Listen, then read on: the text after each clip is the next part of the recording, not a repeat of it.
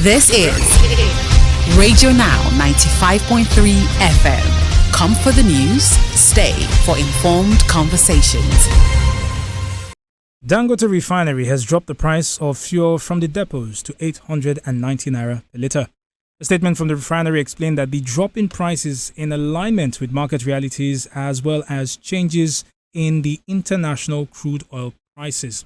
However, as we have heard from Petron this morning, it doesn't appear that there will be an immediate change in the price at the retail stations. Joining the conversation is oil and gas expert Ayodele Oni.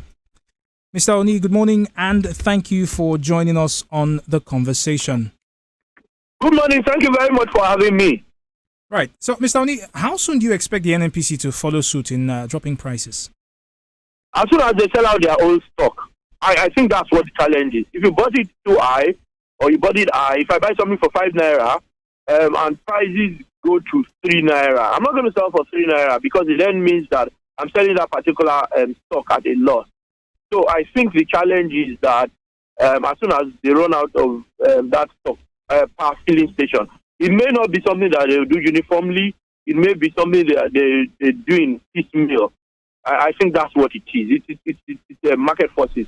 It's also pricing, right? If you buy something for 5, you don't want to sell it for 3 naira. You want to sell it at a margin. Right. So that when next you then go to the market, if things have gone up, you are able to afford it.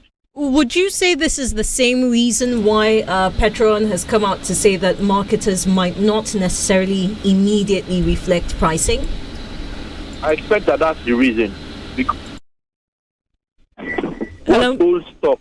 Yes, I expect that that's the case because what they have now is old stock.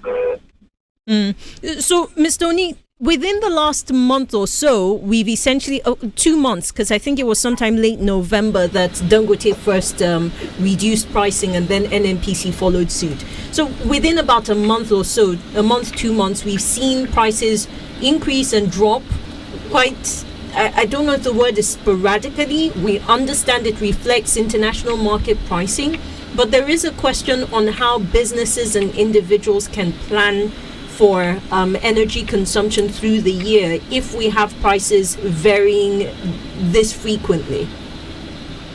So that's what happens everywhere else in the world. You know, factors that affect that price. If you go to the US, go to Canada, they would adjust prices based on supply and demand, the cost of food, refining, distribution and marketing. So, and they also look at federal and state taxes. So if there's a change in any of these factors, particularly where that change is substantial, it's going to impact what they are going to be selling. You may not see it within a week or two, but it's ultimately going to be the same. The only other way they can do it is what they do in the power sector. When those factors change, they would let that change accumulate for a short while before they now affect it. But then the difference is going to be much more because they would also want to claw back the losses they've made. So it's something if you want to do market forces anywhere in the world, the same thing you're going to face, particularly for a volatile commodity like petroleum products. It's very volatile because the crude oil prices are volatile. If anything happens, if we just say that there's a war going to happen in Saudi, prices can double immediately. So that's what it is because it's volatile by nature. Information affects it, supply and demand affects it, all of those things affect it. So prices too are going to change once any of those factors changes. So planning, you may have to just live with it as it is.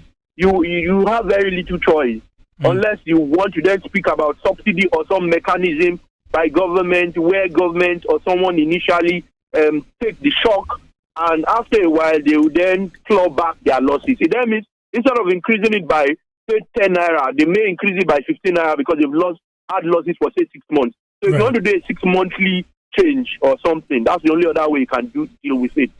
But it would then be more expensive. Now, this 6 monthly change that you've talked about, I'm curious if you think that if you consider Nigeria's current situation, whether it's advisable to implement a buffer period like we currently see in the power sector.